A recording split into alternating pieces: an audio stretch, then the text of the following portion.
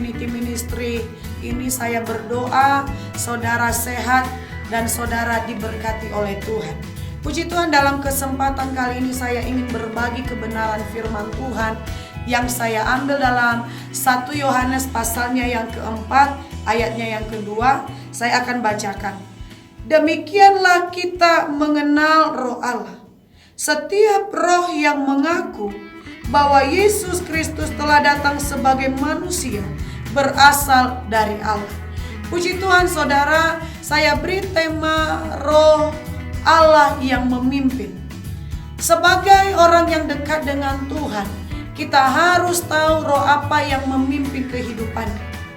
Semua orang boleh saja mengaku sebagai pengikut Tuhan, tetapi jangan sampai kehidupannya dipimpin oleh roh yang lain. Saudara, kita masih dalam suasana pencurahan Roh Kudus, di mana Allah mencurahkan rohnya dalam gerejanya dan dalam hati setiap orang yang percaya. Berbicara tentang Roh Kudus bukan hanya kuasa keberanian yang Allah anugerahkan dalam kehidupan orang percaya untuk memberitakan kabar baik, melepaskan, membebaskan yang terikat, yang terbelenggu di dalam dosa, membawa jiwa-jiwa kepada keselamatan.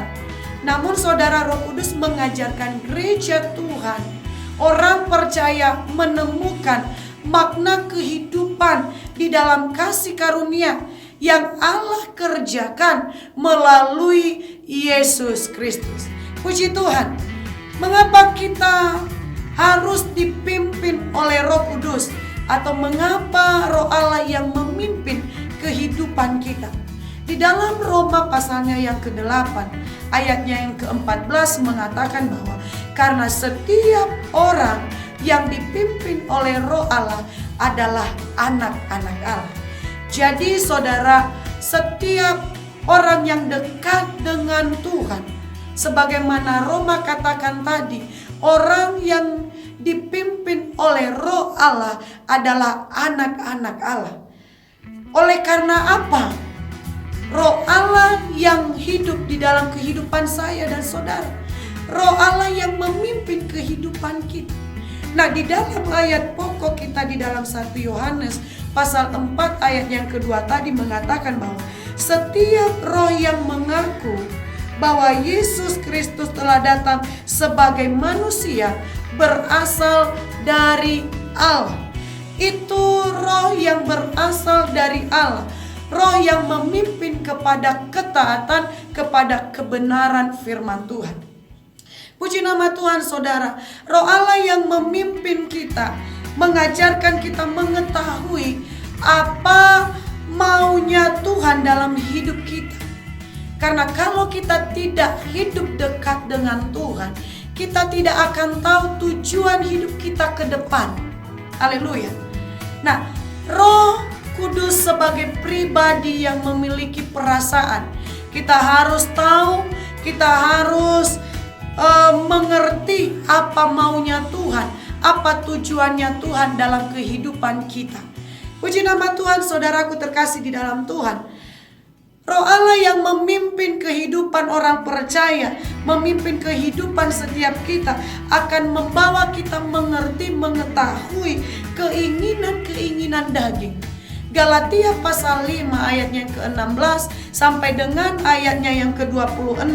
Karena kalau kita tidak hidup di dalam roh, berarti kita hidup dipimpin oleh keinginan-keinginan daging. Dan di dalam Galatia itu tadi mengatakan bahwa kehendak keinginan daging berlawanan dengan apa kemauan dan kehendak daripada Roh Kudus. Puji Tuhan saudara yang terkasih dalam Tuhan. Tujuan kita hidup di dalam pimpinan Roh Kudus, yaitu agar kita menjadi saksi, memberitakan kabar baik, menjangkau jiwa, membawa kepada keselamatan yang dikerjakan oleh Allah melalui Yesus Kristus. Dan di dalam Titus pasalnya yang kedua, ayatnya yang ke-7, Roh Allah yang memimpin kehidupan orang percaya akan memampukan kita untuk menjadi teladan. Puji Tuhan. Berilah Roh Allah memimpin kehidupanmu. Izinkan firman Tuhan berdiam dalam kehidupan saya dan saudara. Puji nama Tuhan. Tuhan Yesus memberkati